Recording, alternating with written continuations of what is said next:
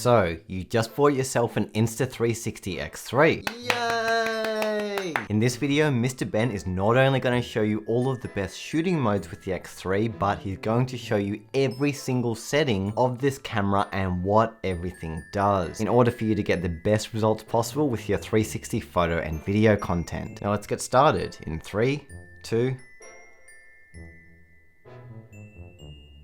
1. Let's start with the camera body because this is the first place that settings can be changed. Press the bottom left button to record a 360 video or take a photo. Bottom right is the lens button where you can change quickly between the 360 view, single lens mode facing towards you, and single lens mode facing away from you. On the side next to the power button is the quick settings button, which gives us quick access to all of our favorite settings. Just FYI, this hole is the speaker, so when the camera makes a noise it comes out here, and the camera's microphones are here, here, and here. Now on the preview screen, there are a few ways to change perspective. First is by pressing the button down the bottom right, which switches from forward view to back view. This is different to the lens button because it changes the preview of the 360 as opposed to the lens button, which changes the actual shooting mode. Next, if you press and hold, suddenly the screen turns from a fixed perspective to a 360 perspective if you want to take a look around and preview your shot. Now let's take a look at the first menu of settings. So if you swipe down from the top of the screen, we have the general operational settings of the camera. Up the top left is volume, so do you want it to make a noise while you use it? I prefer keeping it down or even off so you don't draw too much attention to yourself while you're in public. Next to that is the indicator light. This refers to this light down here if the camera is active or recording, and you may want to consider turning that off if you're shooting at night time and you don't want to draw attention to the camera, but otherwise it's handy to keep this one on so you can look for the red light to confirm you're recording. Next is vibration, which enables or disables vibration of the camera as you're changing the settings. And I like this feature a lot, so I'm going to keep it on. The little rocket icon is quick capture, and this essentially means if your camera is off and you press the record button, the camera will turn on automatically and start recording, which is good in situations where you want to capture spur of the moment shots, but it's also bad in situations where you might accidentally press that button while the camera's in your pocket and you end up recording 30 minutes of nothing. So I'd recommend turning that off unless you want the quick capture feature. Next to that is audio settings, and there are 3 options: direction focus, wind noise reduction, and stereo. Use direction focus if you plan on keeping your 360 video as a 360 video and you want the sound to be spatial, meaning as you move around the frame, the sound gets louder and quieter depending on where people are looking. You'll want to use wind noise reduction in overly windy scenes, but in general I just use stereo for best quality. Below that is the Airpods button where you can wirelessly connect Airpods to your X3 if you want to record sound or use voice control commands through them. Next is dive case mode, and if you are using a dive case you want to use that. Then here we have screen brightness, and it's up to you how bright you want to make your screen. You can make it really bright if you're out in the bright sun. In general I keep it at about medium so you can still see it but it isn't overly bright. I found in general the screen doesn't drain that much of the battery, so if you feel like you want it to be brighter, I wouldn't worry too much because it's not going to drain that much more battery. Next is Bluetooth remote if you have one of those. This one here is for lens guards if you're using them. And finally we've got other settings down here. If you tap that, we're really getting into the nitty-gritty of this camera. Here it shows the camera firmware. Always check to make sure you're using the latest firmware. You can find this by opening up the Insta360 mobile app, and if there's a new one it will automatically prompt you to update. Next is USB mode. So if you're connecting the camera to the computer by cable, you'll want to choose UDisc mode. If you're using a quick reader, choose quick reader, and if it's neither of those things, just keep it on Android. Next is Bluetooth Wakeup, and this allows us to turn the camera on through our phone, which I think for sure is a good feature to have on. Next is voice control if you want to use your voice to activate the camera. I probably wouldn't bother with that. Anti-flicker, so this is for low light situations where you've got overhead lights that are flickering. By default it's set to auto. If lights are still flickering, you may want to come in here and change to either 50 or 60, or change your shutter speed by 1 or 2 stops. Next is video bitrate. By default it's set to high. I'd probably keep it on high unless you're trying to save on space, for which standard would be the better option for lower file sizes. Next is video sharpness, and this is a big one that most people overlook, but it actually has a massive effect on the final look of your shots. Here I tested the X3 in low, medium, high, and highest sharpness, and there really is a very big difference between the 4, because with high and highest you have that over sharpened look, especially when you look at the blades of grass and the general outline of my body. It just has that sharpened look, which is why I'd recommend medium for a bit of sharpness but not too much. Next is external mic gain, so if you're connecting connecting an external mic, choose this to adjust the gain level. Auto sleep, so how long until your camera goes to sleep after inactivity. I'm going to set mine to 3 minutes. Auto power off, you'll definitely want to have this set because sometimes you forget to turn your camera off and you don't want the entire battery to drain while it's in your backpack going between locations. Next, you can change language if you want to do that. Then there's SD card. And before you get started shooting with your X3, I would recommend formatting your SD card in camera. This helps optimize it for performance with the X3, and it only takes a couple of seconds. I'll link the SD card I'm using with the X3 in the description if you're curious. Next is Customise button, and this essentially changes the purpose of this button here. So if you want it to also be a recording button, you can do that, but I don't recommend it. Next is gyro calibration, and this is something I would recommend doing before you start using your camera, because when the camera gets sent in the post, the gyroscope probably goes a little bit out of whack, and therefore the camera can't always tell if the horizon's perfectly level. With this, all you have to do is place it upright on a table, follow the prompts, and the camera will automatically calibrate the horizon. Okay, now that the boring settings are out of the way, it's time for the fun stuff. Let's take a look at some of the shooting modes. And there are modes for both 360 shooting and single lens shooting. For 360, the first two are video and Active HDR. I'd recommend using Active HDR if you're outside and you've got plenty of light. This will produce better looking shots with better dynamic range. The downside is they can be a bit noisier and lack contrast, even in slightly low light conditions like this overcast day. However, these can be added in color correction. So it really is a trade-off, but I prefer more dynamic range and I'm happy to do a bit of color correction on my shots. Therefore, I'd recommend using Active HDR in most outdoor situations. Whenever your lighting's tricky or if you're in low light, I'd switch to regular 360 video mode so you can set your exposure manually. Next is Timelapse, and this mode allows you to shoot an 8K time-lapse in a couple of minutes where it automatically puts all the files together and exports the time-lapse as a 2x1 360 video file. This is different to the interval setting, which does the same thing, however it exports your shots as individual photos. Next is Timeshift mode, and I wouldn't really recommend using this when you can just reframe timeshift videos in post later on. Then we have bullet time. If you like the bullet time effect, this is the mode you'll want to choose, since it gives you access to much higher frame rates. However, these will be automatically reframed in post, so unfortunately you can't use these for regular 360 videos. Then there's loop recording. If you're waiting for a moment to strike, but you don't know when it's going to be, this mode allows you to capture only the last amount of time that you set. So if you want it to be 1 minute,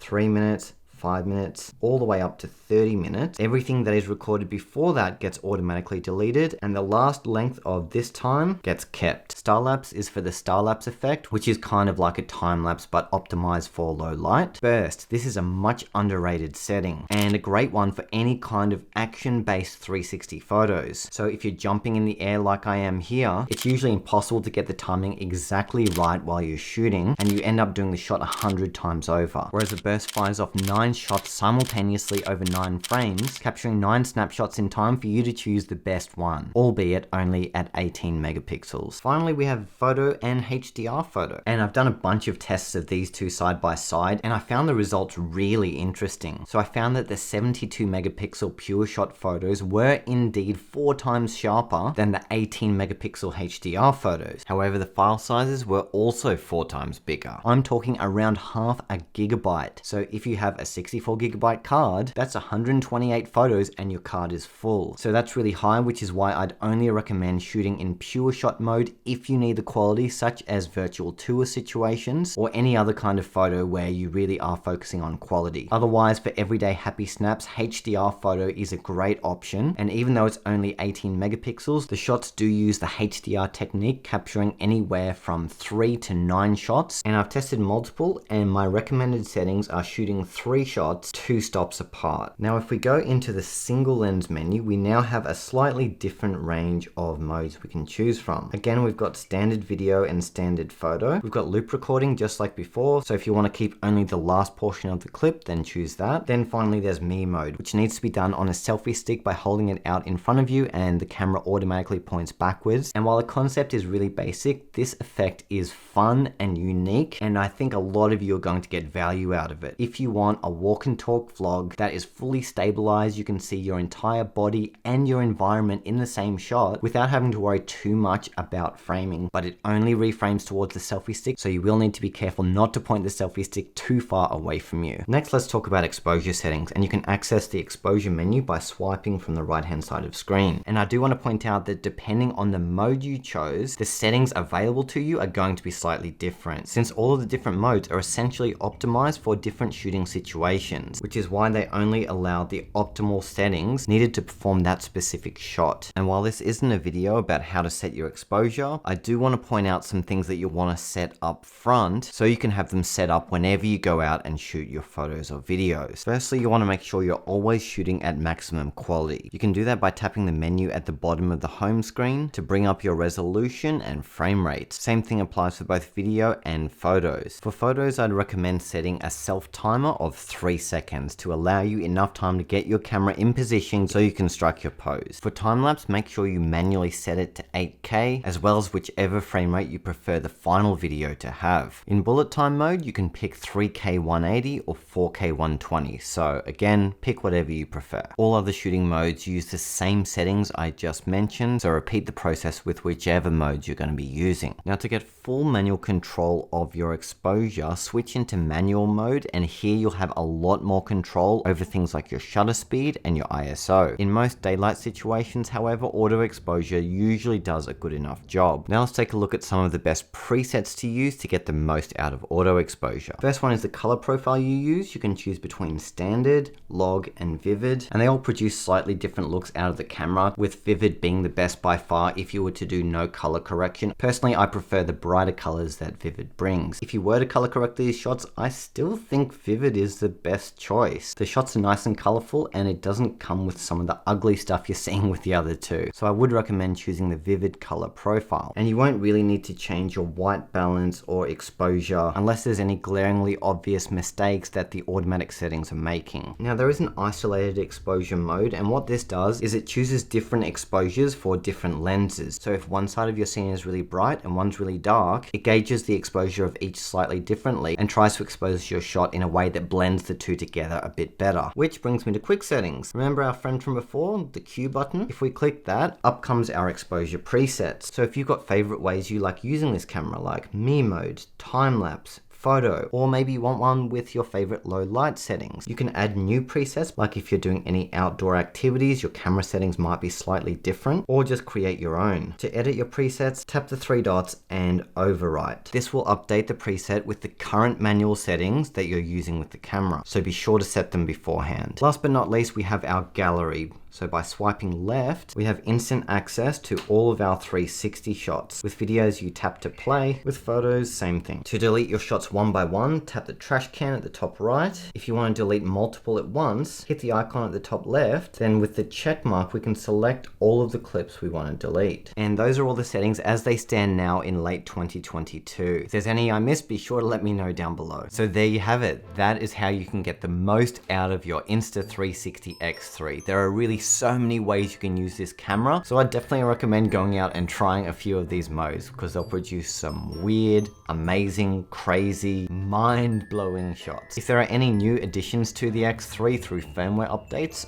and there will be, I'll be sure to let you guys know, so make sure you hit the subscribe button so you can be the first to find out about those. So now that you know how to shoot with the X3 next, you'll need to know how to edit. So be sure to check out this video here to learn the full editing workflow for getting awesome reframed 360 shots quickly and easily using the Insta360 app on your smartphone.